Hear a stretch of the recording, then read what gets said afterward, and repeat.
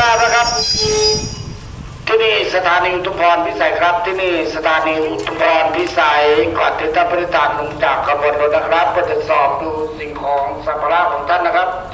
ที่นำติดตัวมานำลงให้ครบถ้วนและถูกต้องด้วยนะครับขบวนรถที่จอดเทียบอยู่ในชานชลทานที่2นะครับเป็นขบวนรถเร็วนะครับเทียบขึ้นขบวนที่135นะครับมีตัวใช้ในการจัดนะครับขึ้นขบวนรถจับหางกระดานรถเรียบร้อยครับ